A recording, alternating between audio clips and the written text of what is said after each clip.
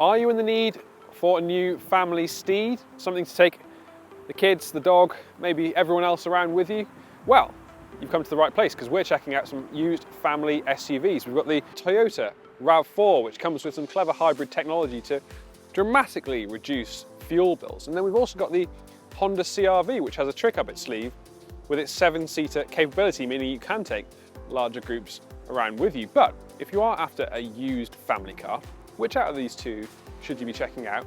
And what kind of features do they offer? Well, in this video, we're going to be checking out what each of these cars have to offer and whether or not you should be choosing them as your next family SUV.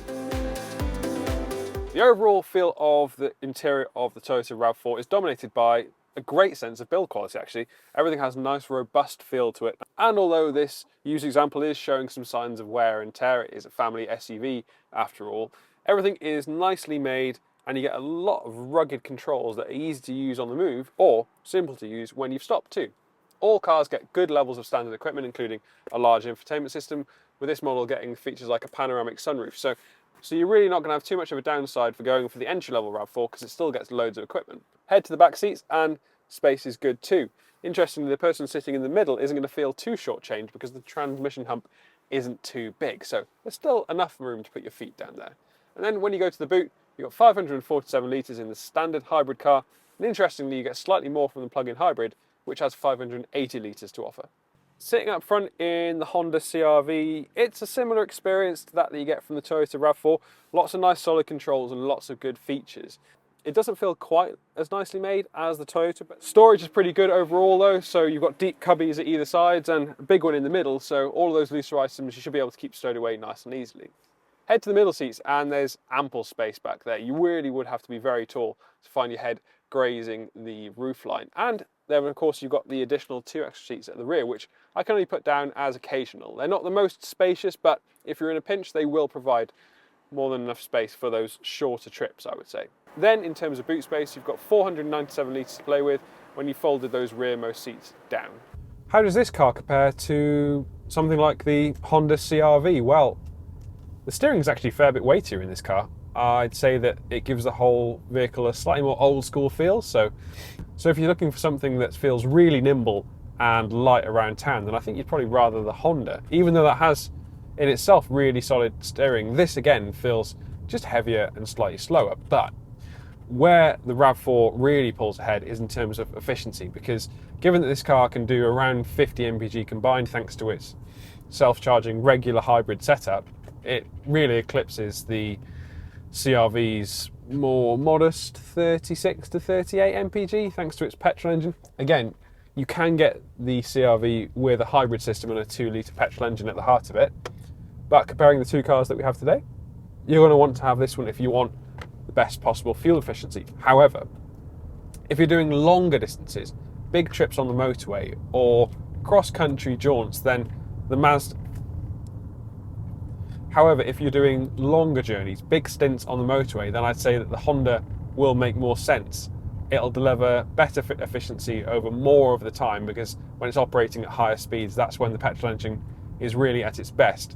In this car, that electric power is mainly used at slower speeds and when you're traveling around town or doing those shorter trips. So if you've got a shorter commute or if you're just frequently dropping the kids off at school or taking them to clubs, then this car will make the most of that electric power during those trips, and it's at those points that you'll get the best possible efficiency. Both cars, however, do well in terms of intuitive features and controls that can be easily used on the move. So I'd say it's actually pretty level in that kind of area. So how does it compare to cars like the RAV4 hybrid? Well, naturally, we're not getting any kind of electrical assistance in this petrol version. You could switch to the hybrid if you wanted that instead. The CR-V feels like the sportier of the two. It's still got nice, solid handling, much like the Toyota. But in contrast, I feel like the whole car is just a little bit more planted and a little bit more involved.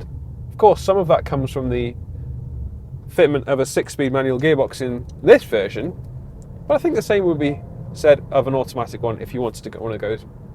But the same would be said for an automatic version if you wanted to go for one of those instead. The downside, of course, to the CR-V in this petrol form is that you're not going to get the best possible fuel efficiency. In fact, combined you should only get around 36 mpg, which definitely puts it at the lower end of the spectrum in this segment. Again, the hybrid version will do better, but it's likely to cost a little bit more. So if you're out for overall fuel efficiency, then the RAV4 hybrid is obviously going to be the better choice. But for those who want a more traditional feeling SUV and one that is very easy to get up to speed with right away, then the CR-V could be a really good option. Both of these cars here offer a viable option for family buyers. They are spacious, comfortable, and they've got all of the tech that you could need to make day-to-day driving a little bit easier. But choosing one, well, that's a little bit trickier. However, the one that I'm leaning towards is probably the Toyota RAV4, simply because the hybrid system underneath is going to bring some big fuel savings. And that's where the CR-V really falters, particularly in this petrol-alone version. That said, if you do need 7-seater versatility, the CR-V is going to be your go-to choice. But out of the two, it's the Toyota that sits just a little bit above in my rankings. However, if you like either of these cars or you want to check out something completely different, then there are loads of great examples to see today on Cazoo.